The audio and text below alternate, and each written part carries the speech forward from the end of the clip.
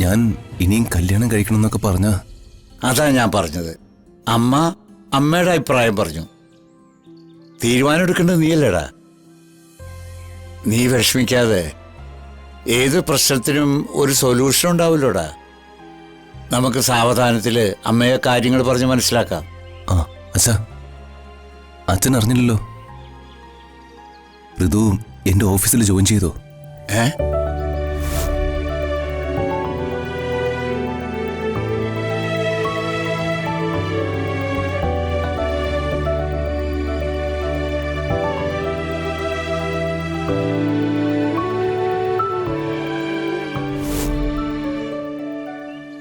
കണ്ടോ, ദൈവം നിങ്ങളെ ഒരുമിപ്പിക്കാൻ ശ്രമിക്കുക.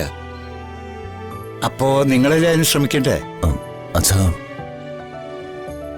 എനിക്ക് ഋതുവിനോട് മനസ്സ് തുറന്ന് സംസാരിക്കാനൊരു പേടിയാ. അവളിപ്പോഴും എന്നെ വെറുക്കുന്നുണ്ടോന്നാ. എന്തോന്നടാ ഇത്? നീ ഇങ്ങനെയാണ് ആ കൊച്ചിനെ കരുതിയിരിക്കണേ? അല്ല, അന്ന് നടന്ന സംഭവങ്ങളൊക്കെ വെച്ച് നോക്കുമ്പോ. എടാ, അന്നുണ്ടായ സംഭവത്തില് മോള് പൂർണ്ണമായി തെറ്റുകാരിയാണെന്ന് നീ വിശ്വസിക്കണ്ടോ? എടാ, കൊച്ചു കൊച്ചു തെറ്റുകൾക്ക് സാഹചര്യമാണ് ഉത്തരവാദി. അന്നത്തെ സാഹചര്യം വെച്ച് മനസ്സിന്റെ കൺട്രോൾ പോയപ്പോ ആ കൊച്ചിന് നാക്ക് പഴച്ചു പോയതാ. എന്നെ വേണ്ടെന്ന് ഋതു പറഞ്ഞപ്പോ. നിന്നെ വേണ്ടെന്ന് ആ കൊച്ചു പറഞ്ഞോ? കുഴപ്പിക്കാൻ വേണ്ടി അംബിക കാണിച്ച തന്ത്രത്തില് ആ കുട്ടി പെട്ടുപോയതല്ലേ. അച്ഛനെ വേണോ ഭർത്താവിനെ വേണോ എന്ന ചോദ്യത്തില് ആ കുട്ടി എന്തു പറയൂടാ? ജീവന്റെ ജീവനായ ഭർത്താവ് എനിക്ക് മാത്രമുള്ളതാ. അദ്ദേഹം എന്നോട് പിണങ്ങില്ല. ഈ അന്തരീക്ഷം തണുപ്പിക്കാൻ വേണം. അങ്ങനെ വല്ലാത്തൊരു സിറ്റുവേഷനിൽ പറ്റിപ്പോയതാ ആ കൊച്ചിനൊരു അബദ്ധം.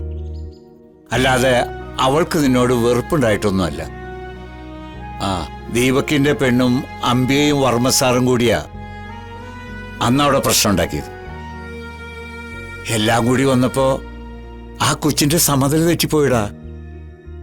നിന്റെ കമ്പനിയിൽ അവൾ ജോലിക്ക് കയറിയിട്ടുണ്ടെങ്കിൽ അത് നിന്നെ എപ്പോഴും കണ്ടുകൊണ്ടിരിക്കാൻ തന്നെയാടാ. നീ അതിനെ അകറ്റി നിർത്താനോ വെറുക്കാനോ പാടില്ല. വർമ്മസാറിന്റെ നാശത്തിന് കാരണം സാറ് തന്നെയാ. കാരണം എന്താണെന്നറിയോ? അങ്ങേർക്ക് അംബിക എന്ന ആ പെങ്ങളോടുള്ള അമിതമായ വിധേയത്വം. വർമ്മസാറ് 1000 നന്മകൾ ചെയ്യുന്ന ആളായിരുന്നു. പക്ഷെ ആ നന്മകളെയെല്ലാം തകർത്ത് കളയുന്ന അതിക്രൂരമായൊരു തെറ്റ് ചെയ്തു. സകലവിധ സൗഭാഗ്യങ്ങൾ ഉപേക്ഷിച്ച് അങ്ങേരുടെ കൂടെ ഇറങ്ങിപ്പോകുന്ന ഒരു പെണ്ണിനെ പൊട്ടപ്പാത്രം എറിയും പോലെ എറിഞ്ഞു കളഞ്ഞു. രക്തത്തിൽ പിറന്ന മകളെ അനാഥ കുഞ്ഞിനെ പോലെ വളർത്തി. 1000 നന്മകൾ മാഞ്ഞുപോയി. ആ ഭീകര തെറ്റിനെ ദൈവം ഒരു പിടിപിടിച്ചു. അപമാനിതയായ ഒരു പെണ്ണിന്റെ പ്രാക്കാണ് കുരുക്ഷേത്രത്തിൽ കണ്ടത്. 100 മക്കളെ നഷ്ടപ്പെട്ട ഒരമ്മയുടെ ശാപമാണ് ദ്വാരകയിൽ കണ്ടത്. പത്മാവതി മാഡത്തിന്റെ ശാപ വർമ്മസാർ അനുഭവിക്കുന്നത്.